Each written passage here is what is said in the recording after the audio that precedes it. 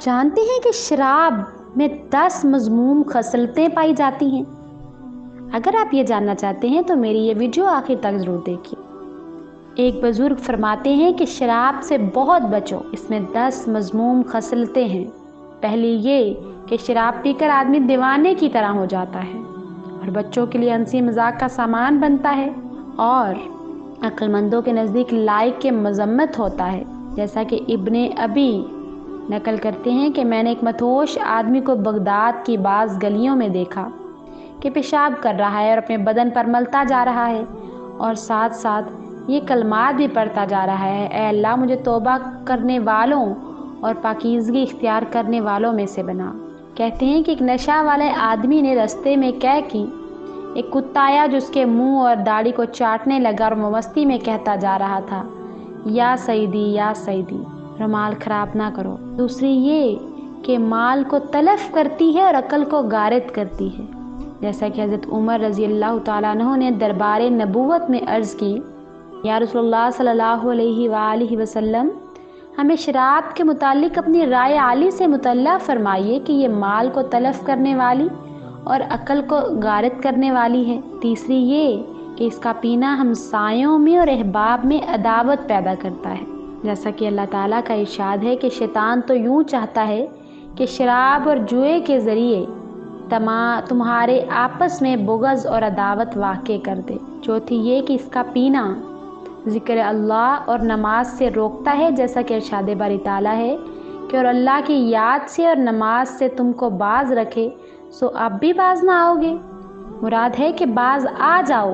یہ آیت نازل ہوئی تو حضرت عمر رضی اللہ تعالیٰ عنہ فرمانے لگے کہ اے ہمارے پروردگار، ہم باز آ گئے۔ پانچویں یہ کہ اس کا پینا زنا میں مبتلا کر دیتا ہے، کیونکہ شرابی آدمی بے شعوری میں بیوی کو طلاق دے دیتا ہے۔ چھٹی یہ کہ یہ ہر برائی کو جنم دیتی ہے، کیونکہ شراب پی لینے کے بعد ہر برائی آسان ہو جاتی۔ ساتویں یہ کہ ایسا شخص محافظ فرشتوں کو ایذا پہنچاتا ہے، ان کو فسق کی مجلس میں لے جاتا ہے اور اپنی بدبو سے بھی ایذا دیتا ہے۔ مناسب نہ تھا کہ ان فرشتوں کو بھی ایذا دیتا جو اسے ایذا نہیں دیتے۔ آٹھویں یہ کہ اس شخص نے اپنے اوپر 80 کوڑوں کی سزا لازم کر لی، دنیا میں نہ بھی لگے، آخرت میں آگ کے کوڑے اسے عام لگائے جائیں گے۔ عام لوگوں کے ساتھ ساتھ آباء و اجداد اور احباب بھی اس منظر کو دیکھیں گے۔ نویں یہ کہ اس شخص نے اپنے لیے آسمان کا دروازہ بند کر لیا ہے کہ 40 روز تک نہ اس کی کوئی دعا قبول ہوتی ہے، نہ ہی کوئی نیکی اوپر جاتی ہے۔ 10ویں یہ کہ اس شخص نے اپنے آپ کو خطرے میں ڈال دیا ہے، ڈر ہے کہ کہیں نزاع کے وقت ایمان ہی سلب نہ ہو جائے۔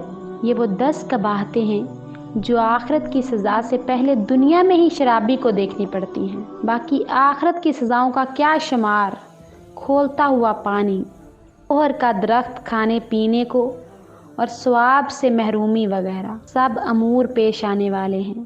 عقل مند کو ہرگز لائق نہیں کہ فانی لذت کی خاطر ابدی لذت کو چھوڑنے لگے۔ مقاتل بن سلیمان رحمۃ اللہ علیہ کے اس قول کے بارے میں فرماتے ہیں کہ جس دن ہم متقیوں کو رحمان کی طرف مہمان بنا کر جمع کریں گے اور مجرموں کو دوزخ کی طرف پیاسا ہانکیں گے، اسے مراد عطاشن یعنی پیاسے، اور فرمایا کہ اہل جنت کو بلایا جائے گا۔ جنت کے دروازے پر پہنچیں گے تو سامنے ایک درخت ہوگا جس کے نیچے سے 2 چشمے جاری ہوں گے، ایک چشمے سے پانی پیئیں گے تو پیٹ میں جو کچھ غلاظتیں ہیں سب نکل کر بالکل پاک صاف ہو جائیں گے۔ دوسرے چشمے پر آئیں گے اور وہاں پر غسل کریں گے، جس سے بدن کی ظاہری میل کو چل سب اتر جائے گی۔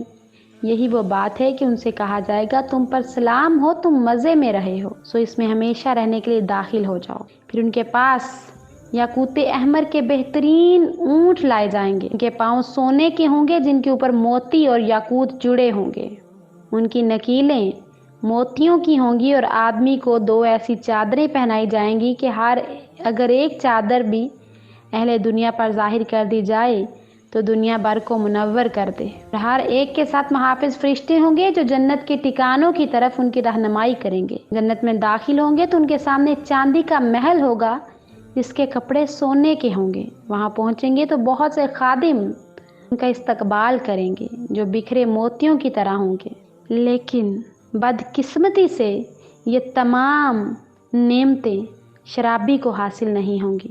معزز سامعین، میں امید کرتی ہوں کہ یہ میری آج کی ویڈیو آپ کے لیے بہت ہی مفید ثابت ہوگی اور آپ اس سے بہت کچھ سیکھیں گے۔ اگر آپ کو یہ ویڈیو پسند آئے تو ہمارا چینل اقرا اسلامک سٹوریز، اس کو لائک، سبسکرائب اور شیئر کرنا مت بھولیے، اور ساتھ ہی ساتھ بیل آئیکن کو ضرور پریس کیجیے تاکہ میرے آنے والی ہر نئی ویڈیو کا نوٹیفیکیشن آپ کی اسکرین پر آپ کو مل سکے۔